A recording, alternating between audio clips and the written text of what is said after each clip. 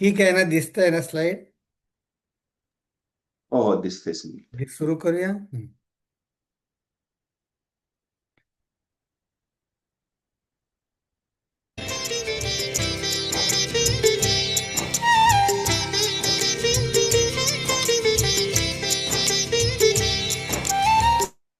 यहाँ बिनती रघुवीर गोसाई, यहाँ बिनती रघुवीर गोसाई।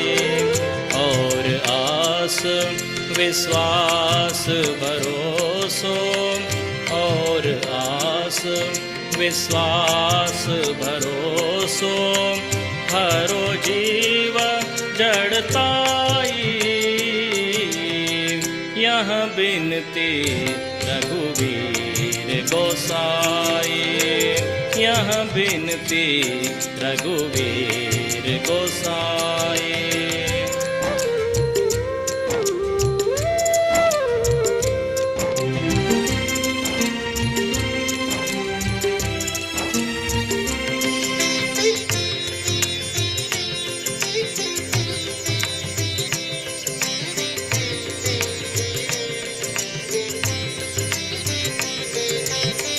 चाहो न सुगति सुमति संपत्ति कछु, चाहो न सुगति सुमति संपत्ति कछु।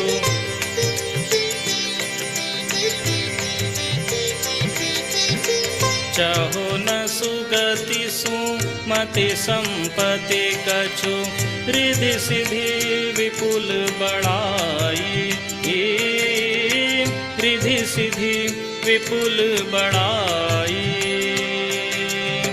हेतु रहित अनुराग राम पद, हेतु रहित अनुराग राम पद, बड़े अनुदिन अधिकाई। बड़े अनुदिन अधिकाई। यह बिनती रघुवीर गोसाई, यह बिनती रघुवीर गोसाई।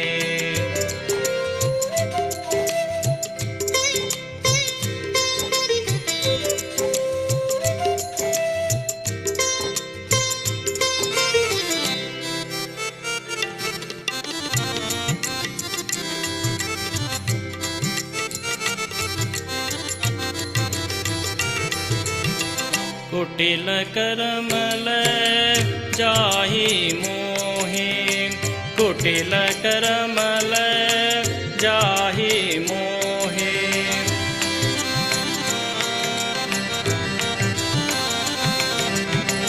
कुटिल करमल जाहि मोहि, जहाँ जहाँ अपनी बरियाई। जहाँ जहाँ अपनी बरियाई। ताता जनी छिन छोह छांडियो, ताता जनी छिन छोह छांडियो, कमठ अंड के नाई। कमठ अंड की नाई। यह बिनती रघुवीर गोसाई, यह बिनती रघुवीर गोसाई।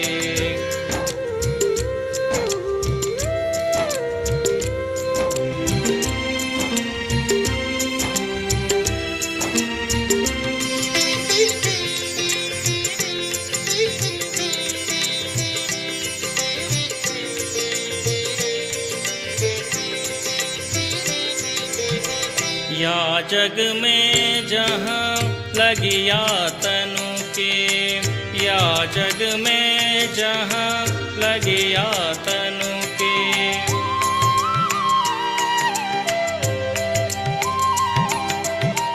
या जग में जहाँ लगिया तनु के, प्रीति प्रतीति सगाई। प्रीति प्रतीति सगाई।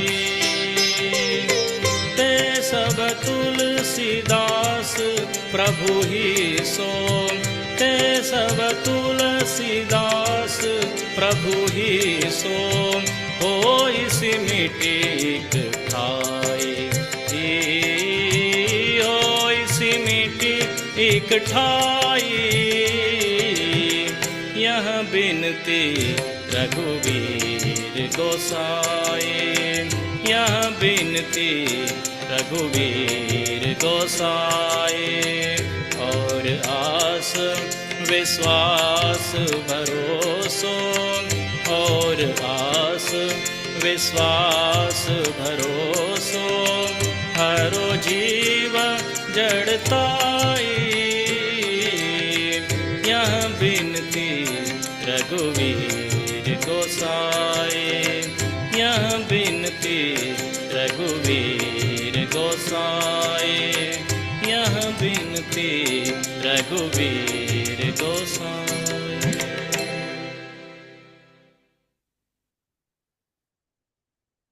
आपली जगामध्ये जी वस्तू व्यक्तीमध्ये जी थोडी थोडी आवड सगळी विभागलेली आहे ती सगळी एकत्र येऊन देवाच्या चरणी लीन झाली की उपासना फळाला आली. ते तुलसीदास हे सांगतायत. तेच रामदास स्वामी आज वेगळ्या तऱ्हेनं सांगणार आहे. ते आता आपण बघू आणि आता आपली प्रार्थना म्हणू.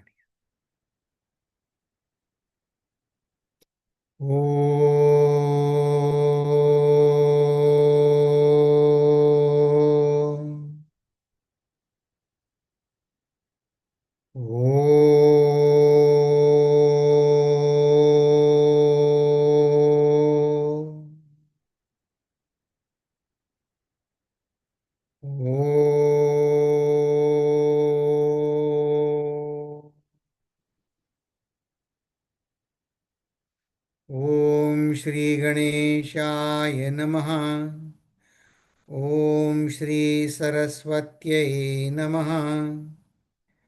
ओम श्री गुरुभ्यो नमः.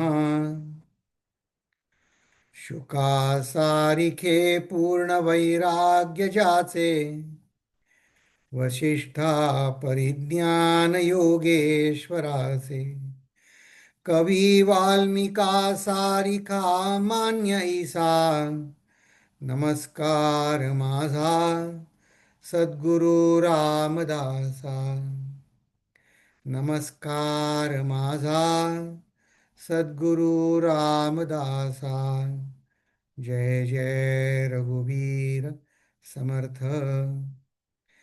नमस्कार तुम्हा सगळ्यांना. आता आपण 2 आठवड्यांनी भेटत आहोत ना. तुम्हाला आधीचा आपला विषय काय चालला आहे ते लक्षात असेलच. हा आपला चंचळ लक्षण म्हणजे विश्वाच्या विविधतेमध्ये आध्यात्मिक एकता बघायचा विषय चालू आहे.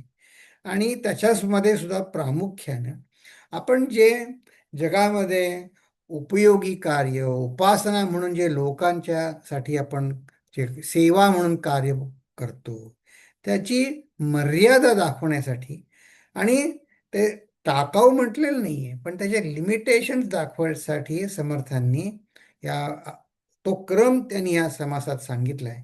आणि त्याचा विस्तारही आपण बघितला की सूत्र आणि सिद्धांत आणि सृष्टीत लपलेल्या भगवंताचीच सेवा करायची आहे पण आपल्या ज्ञानेंद्रियाला व्यवहारिक बुद्धीला मर्यादा आहेत आणि त्या मर्यादेप्रमाणे ती मर्यादा ओळखून वागायचं इतकंच. बाकी काही आपल्याला तेवढं आपल्याकडनं अपेक्षित आहे. आणि त्यानंतर निगमन की कर्म ज्ञान उपासना ज्ञान यांची परिपूर्णता झाल्याचं आपण बघायला पाहिजे. तर आता हे तुम्हाला लक्षात असेलच की एक मिनिट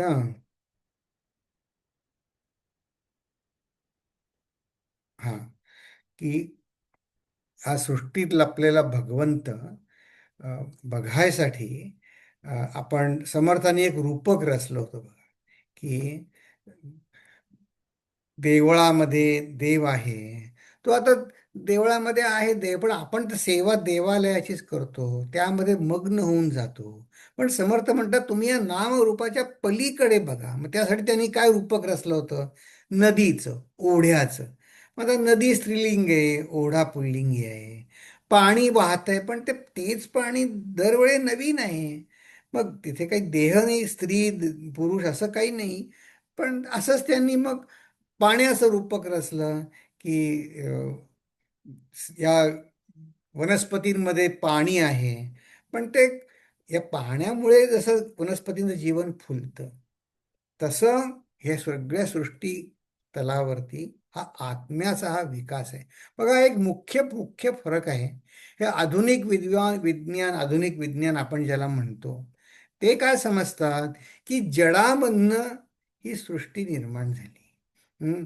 जडद्रव्याचं अशा एक ठराविक काही कॉम्बिनेशन झालं आणि त्यातनं चैतन्य नवीन तयार झालं. आणि आता असं मॉडर्न सायन्स मानतं.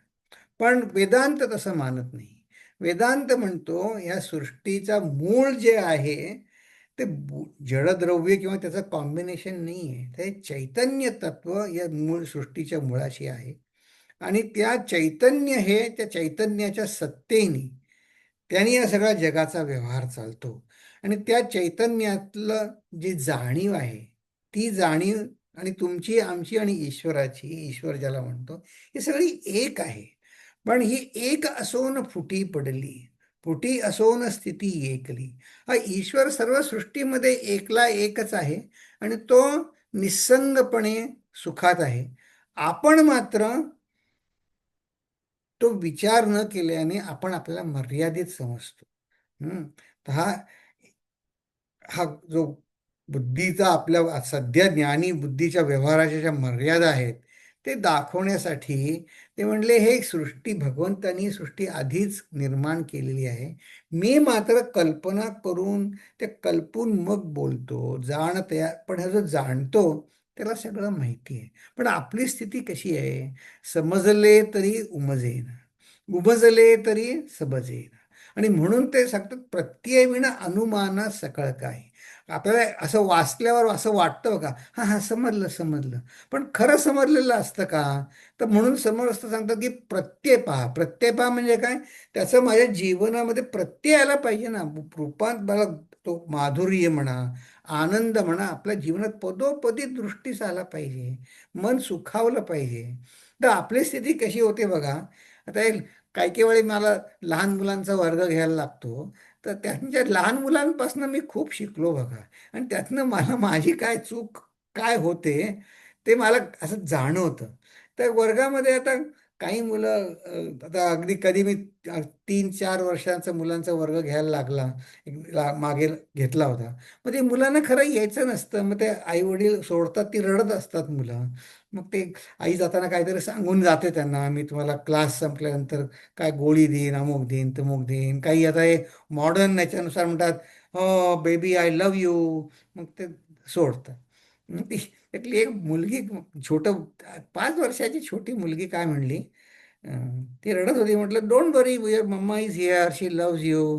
ती थोड्या वेळाने म्हणते, uncle my mamma says I love you but she doesn't love me. म्हटलं अरे, असं का बरं?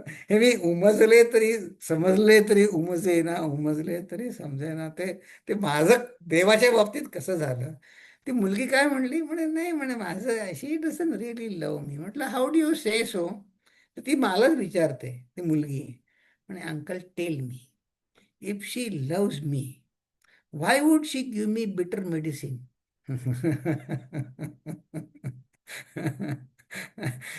मग आता हे तिला प्रत्यय, मुलीला प्रत्यय काय आला?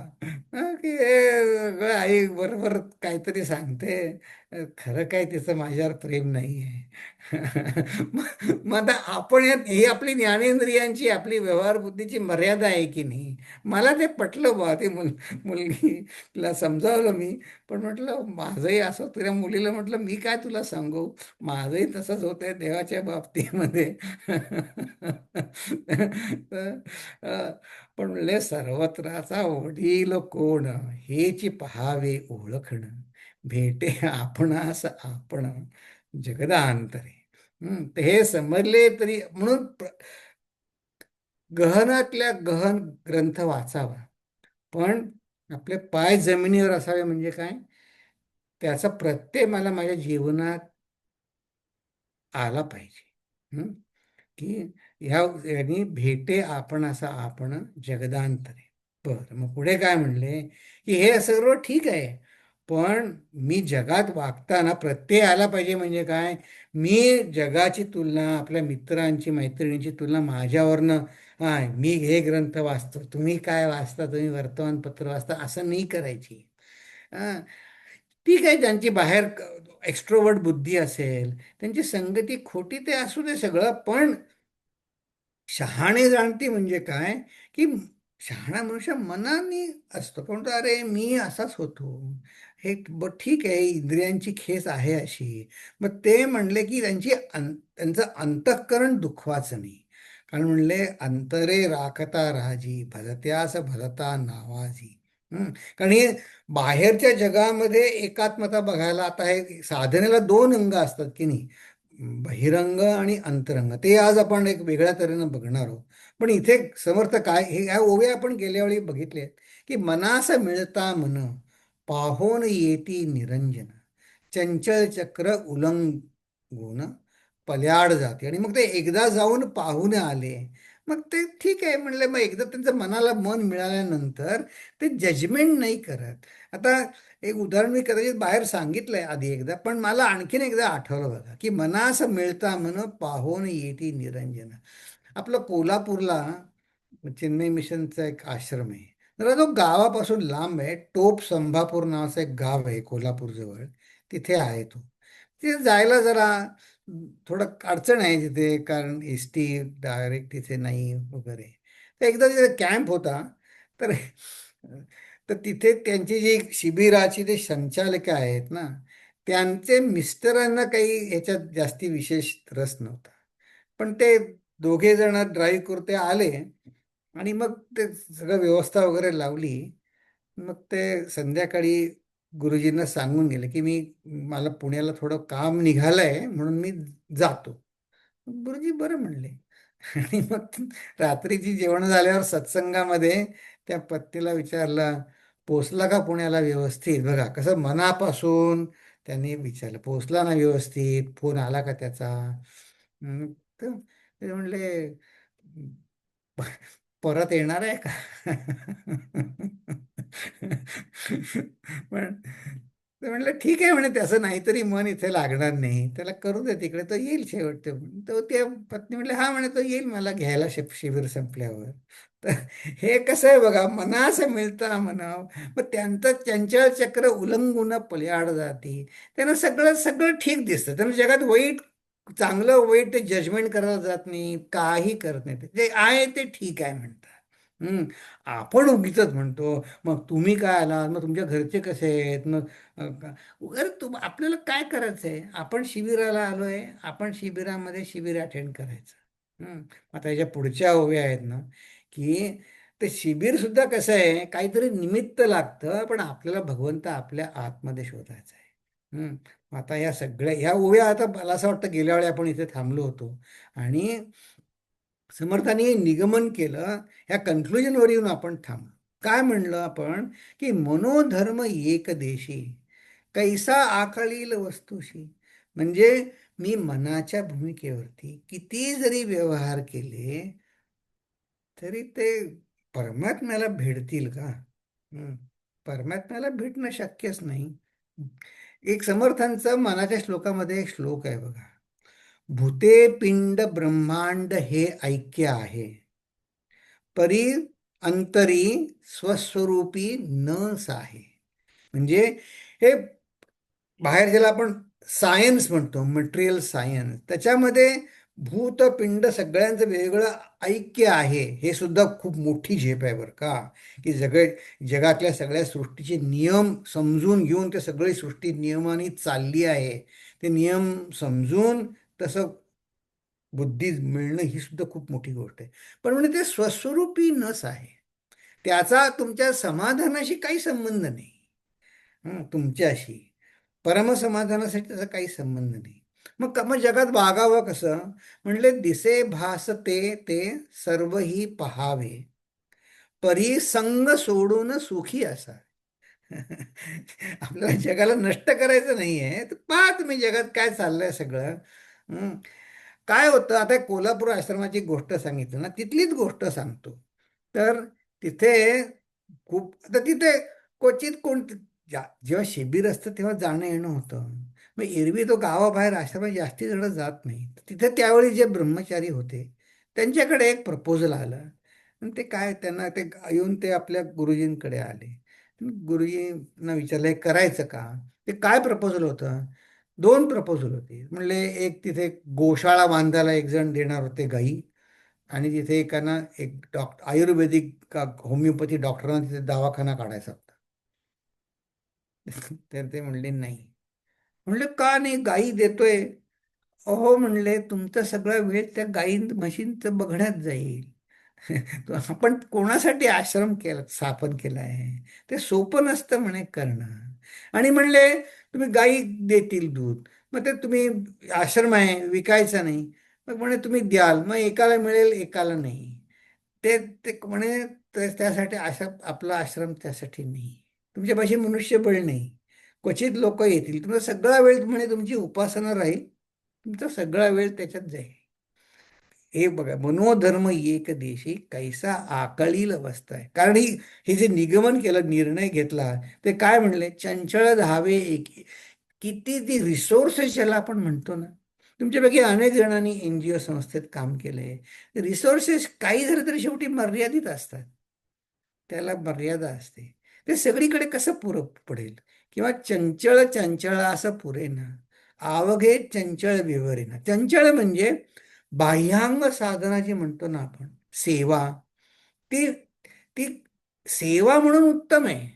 पण मी 100 जणांची सेवा केली आणि त्यांचं कल्याण झालं म्हणून तसं नाही आहे. माझा देहभाव कमी व्हायला, माझं कर्तेपण कमी व्हायला, म्हणून ते एक साधन आहे, पण ते मुख्य नाही आहे. ह्या अर्थाने चंचळा असं, चंचळ चंचळ चंचळा असं पुरेना, आवगे चंचळ विवेर. आणि त्याला उदाहरण तरी काय दिलं? हा बाण सोडतात की नाही, दिवाळीमध्ये फटाके उडवतात, तो बाण हवेत सोडतात, त्याला म्हणतात हवावी बाण. तो म्हणलं तो आकाशातल्या ऑक्सिजन वगैरे सगळं तो दारू पेटेल तसा वर जातो, पण तो आकाश भेदून जाईल का? तो आकाशाच्या पलीकडे जाईल का? शक्य आहे का ते? नाही जाणार. तसं म्हणले, या 5 इंद्रियांनी व्यवहाराने केलेलं काम कधीही तुम्हाला अमर्याद सुख, पूर्ण समाधान देऊ शकणार नाही. म्हणजेच मी काही करून ते मिळवेन अशी, ही परमात्मा ही अशी वस्तू नाही. ती सद्गुरु कृपेने माझ्यापाशी आहेच, ती फक्त जाणून घ्यायची आहे. त्याला तुम्ही नाव काही द्या. मग आता ह्याचं निगमन, ह्या सगळ्या ओव्यांचं निगमन उपासनेचं या पुढच्या 30, 31 आणि 32 या ओव्यात आहेत. तर हा आतापर्यंतचा गेल्या गेल्या नाही, त्याच्या आधीच्या आठवड्यापर्यंतचा आपला हा सारांश झाला. त्याचं निगमन काय करतात ते समर्थ आपण बघू. कारण इथेही कर्म, ज्ञान आणि उपासना यांची परिसीमा किंवा परिपूर्णता होणं हे एक महत्वाचं आहे. आणि हा आता इथे हा विषय नवीन सुरू होत आहे, म्हणजे कन्क्लुजन. ब्रह्मांडाचे महाकारण, तेथून हे पंचीकरण, महावाक्याचे विवरण वेगळे असे. म्हणजे काय?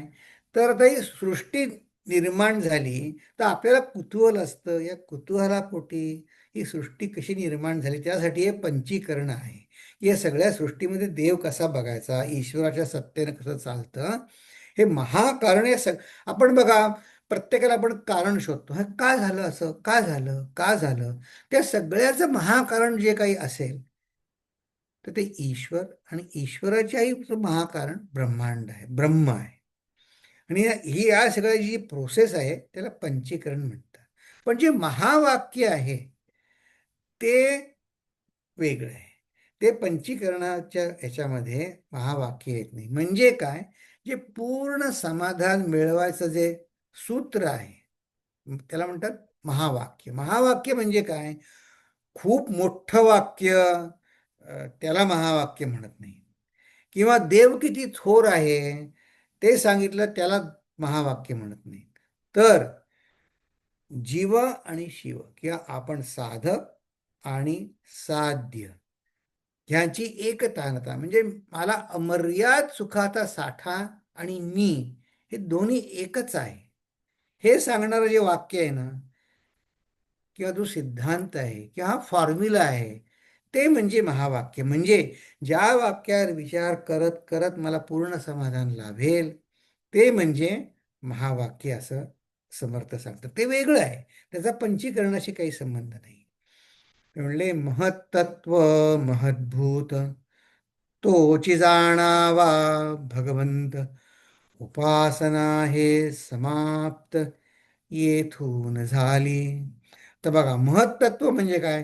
आता आपण हे गेल्या काही दशकांच्या पूर्वी बघितलेलं आहे की, आणि आता या समासाच्या सुरुवात, आपल्या आजच्या पाठाची सुरुवात करताना आपण जे म्हटलं की या विश्वाचं मूळ जे आहे ते परब्रह्म परमात्मा आहे, आणि त्याच्याशी आपलं मनाने ती एकतानता समजून घेणं ही आपली साधना आहे. तर ह्या ब्रह्माला आपल्याच अस्तित्वाची, आपल्या शक्तीची किंवा जाणीव, त्याच्यात शक्ती ती जाणीव झाली, ते म्हणले महत्त्व आहे. मग त्यांनी जगात कार्य करण्यासाठी ही पंचमहाभूत महद्भूत ईश्वर तो निर्माण झाला, आणि माझी माया शक्ती, आणि तोच जाणावा भगवंत. म्हणजे ईश्वर, ते चैतन्य, त्याची शक्ती, मायाशक्ती, हे भगवंत, ह्याचं स्वरूप आपल्याला कळलं, आणि माझ्यातलं चैतन्याचंही स्वरूप तेच आहे कळलं. की म्हणलं इथे उपासना समाप्त झाली.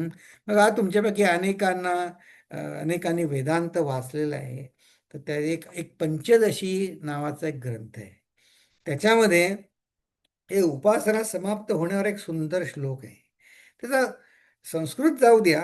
ते म्हणले ब्रह्म आहे असं जोपर्यंत आपण नुसतं म्हणतो मी ब्रह्माची उपासना करतो, ब्रह्म आहे, तेव्हापर्यंत म्हणले ही परोक्ष उपासना आहे.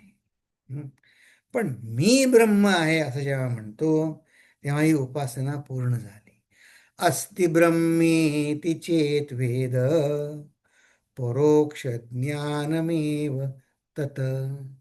अस्ति ब्रह्मेती, पण अहम ब्रह्मेती चेत वेद, मी ब्रह्म आहे असं म्हणलं, ते म्हणले साक्षात्कार, त्याला म्हणतात साक्षात्कार. तो साक्षात्कार झाला की मी ब्रह्म आहे. हा प्रवास आपला कसा आहे?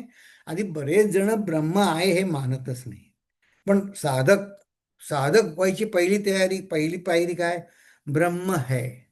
तर हिंदी बोलायचे अखंडानंद महाराज, ते फार सुंदर सांगत असत. हा प्रवास कुठपासून कुठपर्यंत आहे? ते म्हणले ब्रह्म है पासून सुरू होतो, तो ब्रह्ममय पर्यंत समाप्त होतो. ब्रह्म है ते ब्रह्ममय, हा आपला साधनेचा प्रवास आहे. की येथून उपासना हे समाप्त येथून झाली. मग कर्म, उपासना आणि ज्ञान, हे तीन वेदांमधले प्रमाण, म्हणजे त्याच्या आधारे वेदांमध्ये हाच वेदांचा विषय आहे. पण हे ज्ञान, हे जे ज्ञान होतं, महावाक्याचं जे ज्ञान आहे, ते वेदांच्या पलीकडे आहे. कर्म, उपासना आणि ज्ञान, त्रिकांड वेद हे प्रमाण, ज्ञानाचे होते विज्ञान परब्रह्मी. आता आपण, आणि इथे हा समास संपतो. ते ज्ञानाचे विज्ञान होतं म्हणजे काय, किंवा उपासना समाप्त झाली म्हणजे काय, तर याच्यावर आपण विचार करू. किंवा कर्म, उपासना आणि ज्ञान ही त्रिपुटी काय आहे?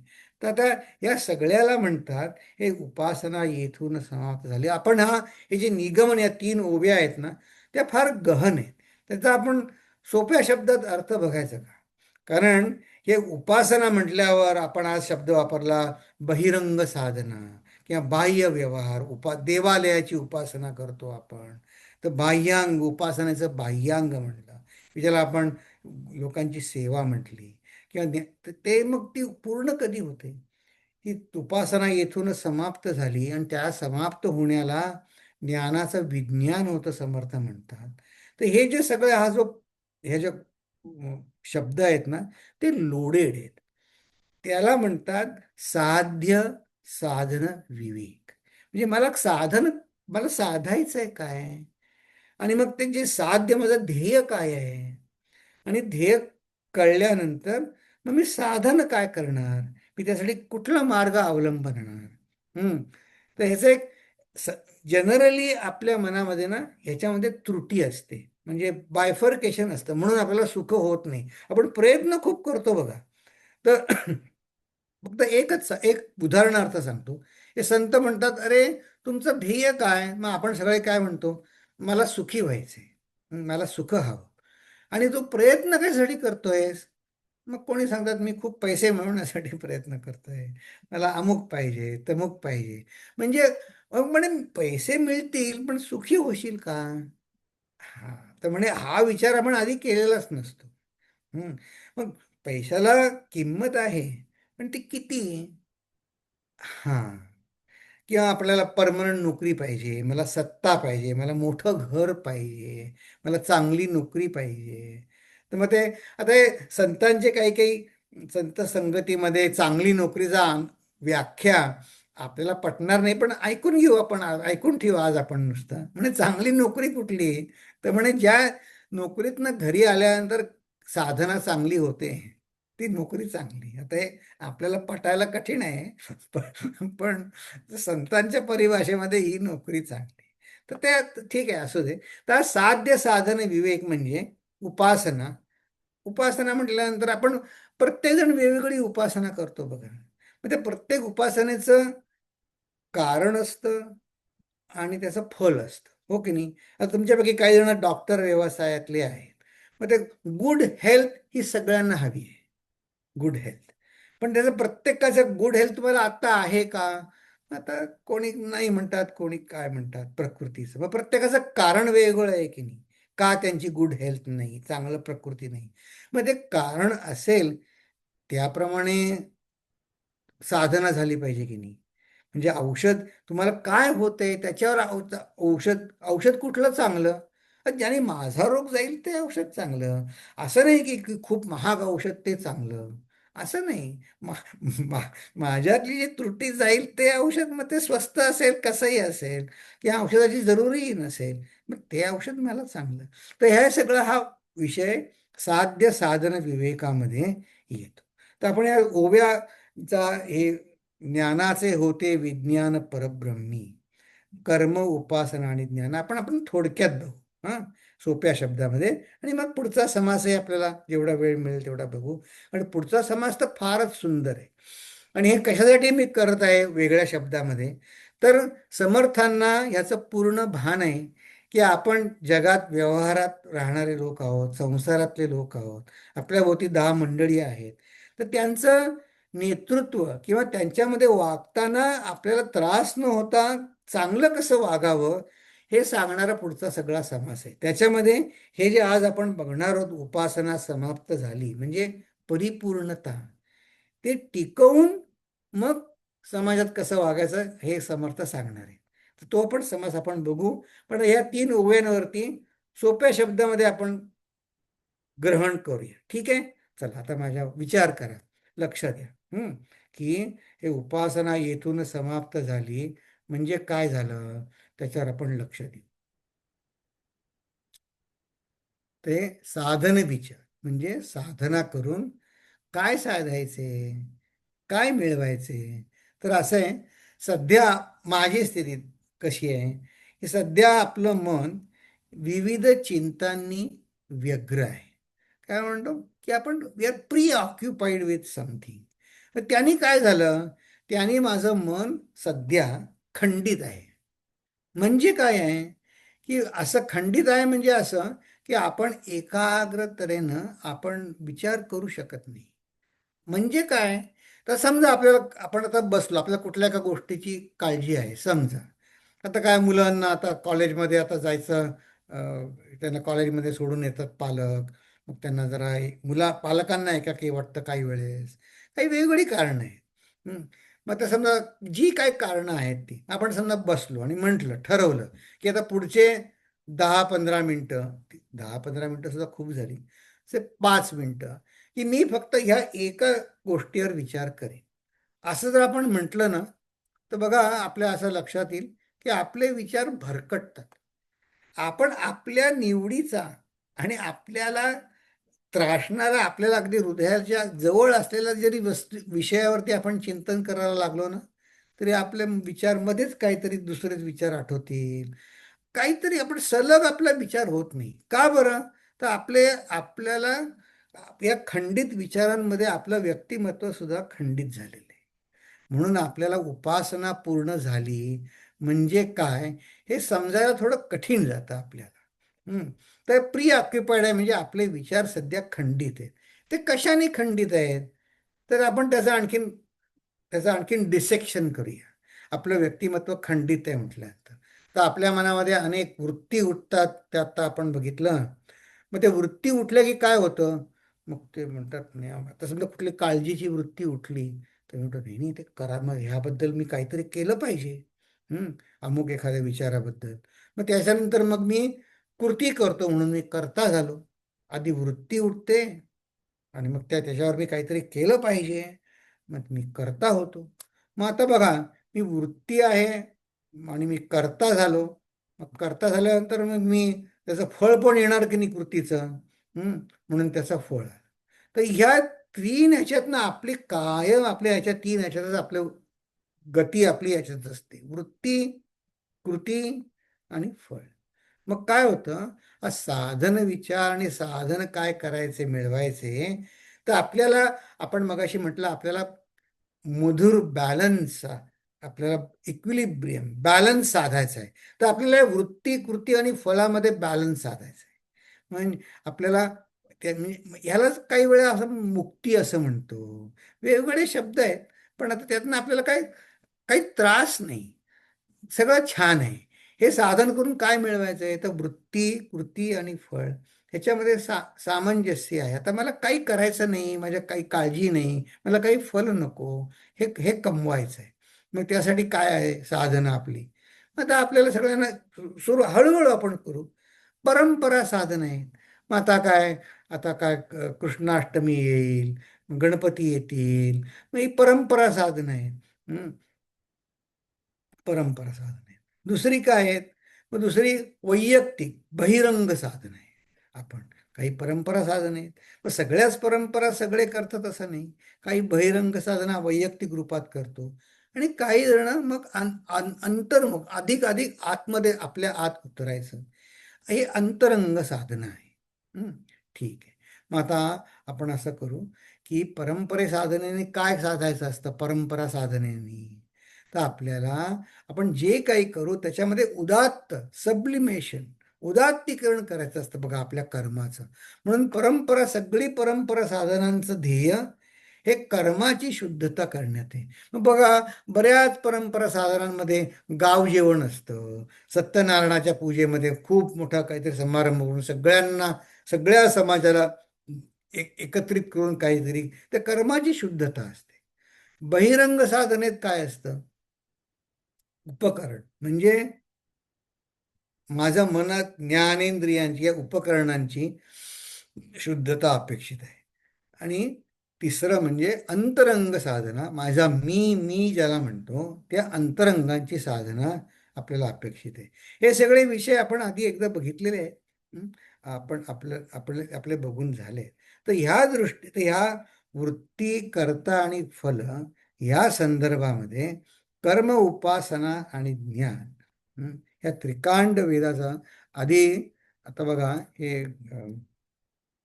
एक साक्षात उपासना पण एक आहे, ते आपण बघू नंतर. पण ही ज्ञानाचे होते विज्ञान, पण जे काही ज्ञानाचं विज्ञान होतं ते या तिघांमध्ये झालं पाहिजे की नाही. परंपरा साधन, बहिरंग साधन, अंतरंग साधन, हे ज्याला आपण म्हटलं मीची शुद्धता. तथा मी हा कोण आहे? कर्ता आहे. मग कर्ता पण सुधारला पाहिजे की नाही. हं?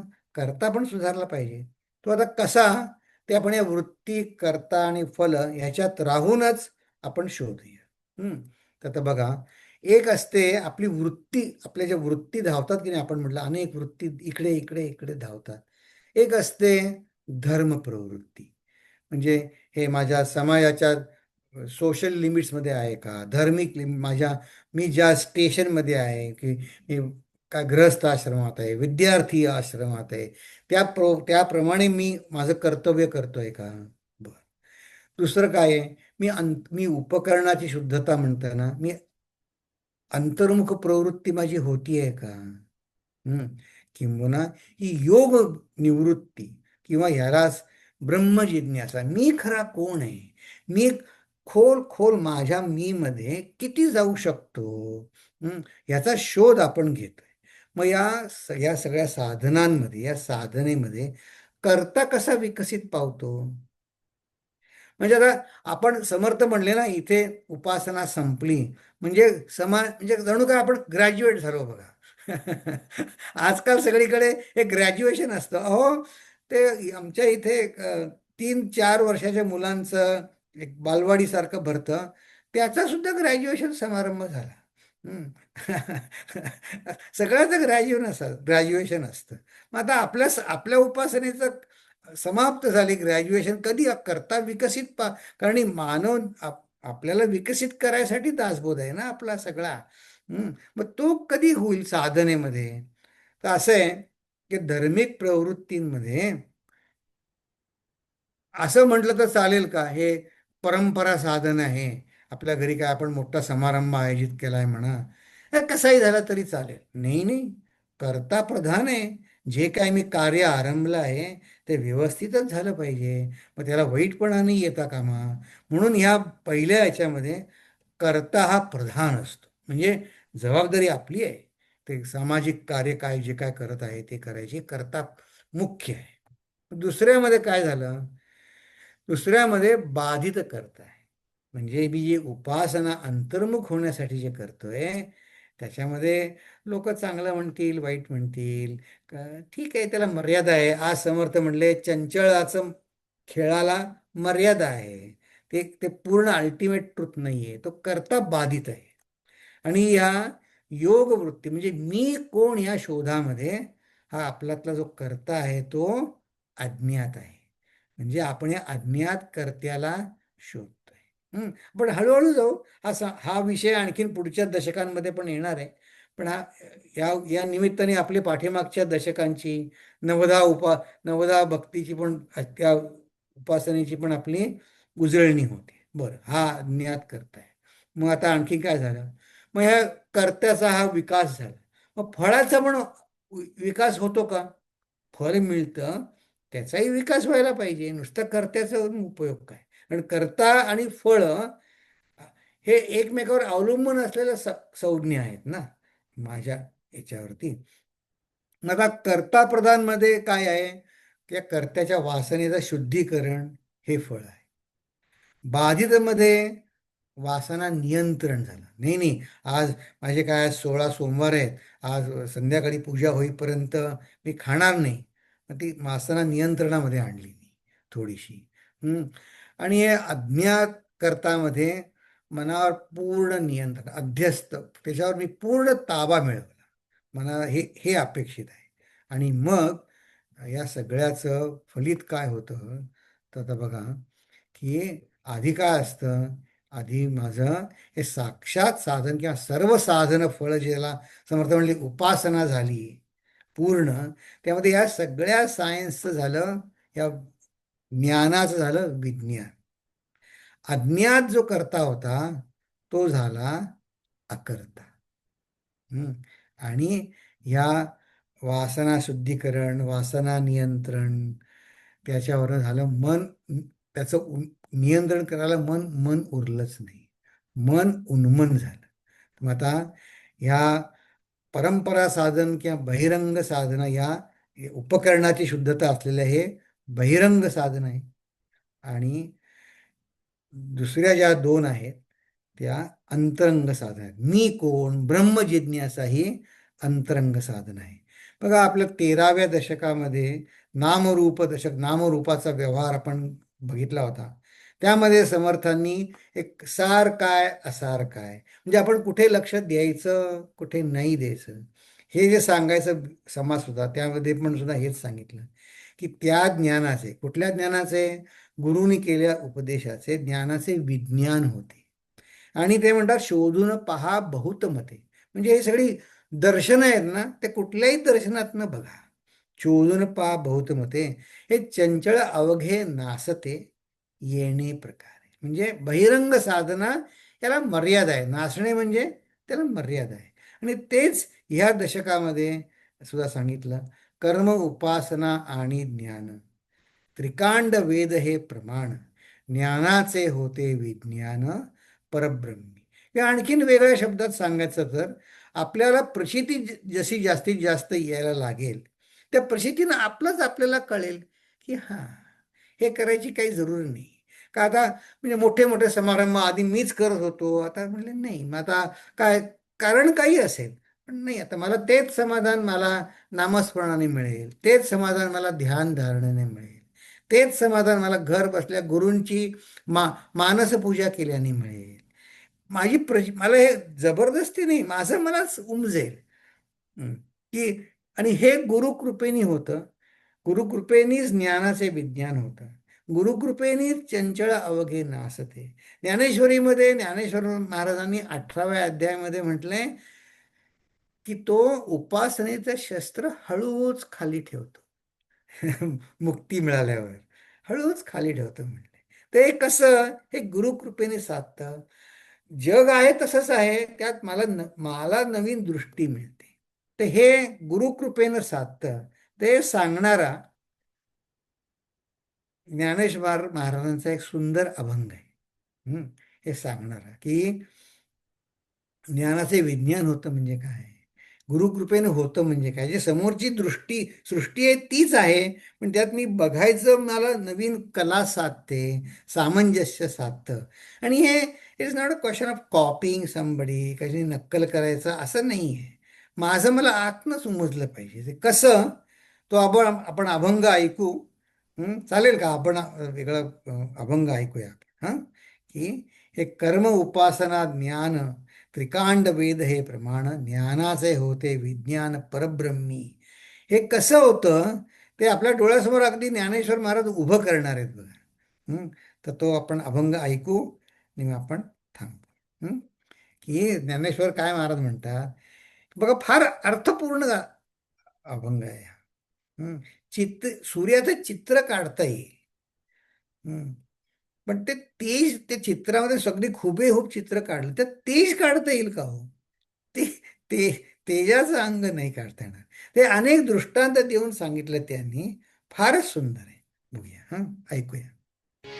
चित्री सूर्यबिंब काढू येईल चांग, चित्री सूर्यबिंब काढू येईल चांग, चित्री सूर्यबिंब काढू येईल चांग, प्रकाशाचे अंग काढिता नये, प्रकाशाचे अंग काढिता नये, चित्री सूर्यबिंब काढू येईल चांग, प्रकाशाचे अंग काढिता नये, प्रकाशाचे अंग.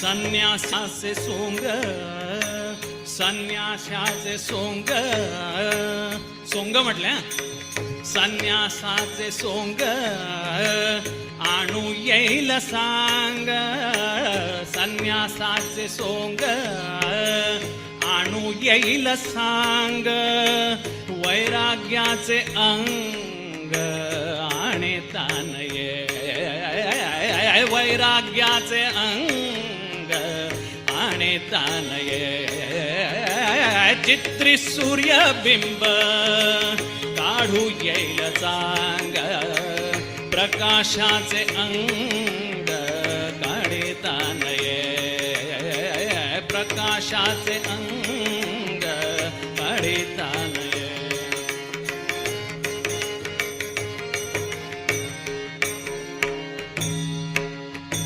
ब्रह्मज्ञान मुखे ब्रह्मज्ञान मुखे बोलू येईल सांग. ब्रह्मज्ञान मुखे सुंदर प्रवचन करू शकतो. ब्रह्मज्ञान मुखे बोलू येईल सांग. अनुभवाचे अंग आणिता नये. अनुभवाचे अंग आणिता नये. चित्री सूर्यबिंब काढू येईल जांग. चित्री सूर्यबिंब काढू येईल सांग. प्रकाशाचे अंग काढिता नये. प्रकाशाचे अंग काढिता नये.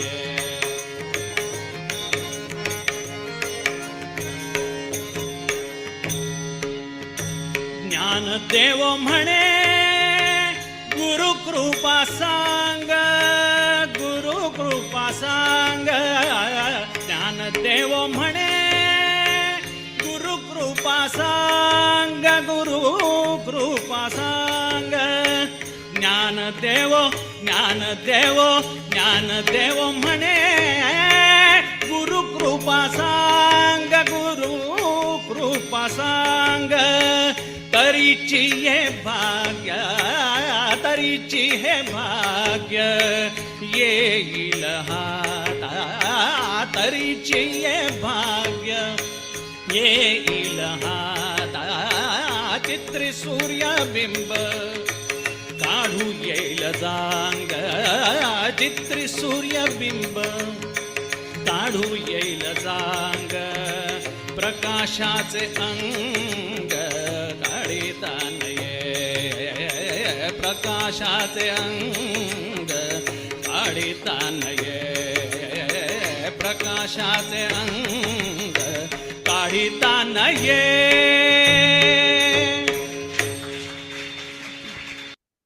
बघा या अभंगामध्ये ते म्हणले वैराग्य असं आहे की अनुभवाचे अंग, त्याला समर्थ प्रचिती असं म्हणतात. मग आता ही प्रचिती या ज्ञानाची घेत घेत समाज व्यवहार कसा करायचा उत्तमपणे, त्याचा विषय या पुढच्या समासात आहे की की चातुर्य विवरण. हा फारच सुंदर समास आहे. तर त्याची आपण आज फक्त फोड बघू की ह्या वैयक्तिक साधना आणि आदर्श समूह नेतृत्व. बघा समर्थांना किती जाण आहे आपली की आपण समाजात वावरतो, संसारात आहोत, तर तिथं राहून हे ज्ञान कसं आमच्यामध्ये आणायचं ते आणा. तर समर्थ हेच जणू सांगतायत की कसं वागायचं, की ज्ञानी पुरुष कसा वागेल, ह्या ज्ञानाच्या आधारे त्याचं समाजात वागणं कसं होईल ते सांगणारा हा चातुर्य विवरण समास आहे. तो हा समास सुद्धा समर्थांनी सूत्र आणि सिद्धांत या पद्धतीनं सांगितलं आहे की त्यांनी पहिल्या 5 ओव्यांमध्ये एक रूपक रचलंय की शाई आणि कागद. आता बघा समर्थांची त्याच्या प्रतिभा इतकी तल्लक आणि काय म्हणायचं वैभवशाली प्रतिभा असते की कुठलंही रूपक घेऊन ते फार सुंदर त्यांना समजावून सांगतात. तर कागद आणि शाई आता हे पुन्हा एकमेकाला परिपूरक हे त्यांचं संबंध आहे. नुसत्या शाईचाही काही उपयोग नाही, नुसत्या कागदाचाही काही उपयोग नाही. तर शाईनं कागदावर लिहिलं तर उपयोग आहे, पण शाई आणि कागद हे दोघेही आपल्याकडे क्रेडिट घेऊ शकत नाही. तो करता कराविता दुसरा आहे. हे रूपक सुद्धा किती खोल आहे बघा. जेवढा आपण विचार करू ना तर आणखीन आणखीन आवडत असं वाटतं. अरे पहिल्यांदा जेव्हा आम्ही वाचलं म्हटलं हे काय रूपक रचलंय. मग आपण आणखीन विचार केला तर ते शाई आणि कागद तसं पाहता दोघेही जड आहेत. आणि मग ते जे कागदावर जे उमटेल ते ज्ञान आहे, हो की नाही. आणि मग ते ज्ञान सुद्धा कोणीतरी आत्मसात करावं, मग मग ते प्रगट होतं की नाही. हा फारच सुंदर रूपक आहे. सूत्र आणि सिद्धांत, आणि त्यानंतर ज्ञानी भक्ताचे समाज नेतृत्वाचे गुण, किंवा काही डोक्याला ताप न होता संसारात जगात कसं वागायचं या ओव्या आहेत या. अतिशय सुलभ आणि फेमस ओव्या या ह्याच्यात आहेत. तो आता आपण आपली वेळ संपली तर आपण पुढच्या आठवड्यात बघू. तर मी थांबतो इथे. मी प्रार्थना म्हणतो आणि मग आपल्याला काही प्रश्न असतील, चर्चा करायची असेल तर आपण करूया. ओम पूर्णमद पूर्णमिदं पूर्णात् पूर्णमुदच्यते पूर्णस्य पूर्णमादाय पूर्णमेवावशिष्यते. ओम शांती शांती शांती. हरि ओम. श्री गुरुभ्यो नमः. हरि ओम.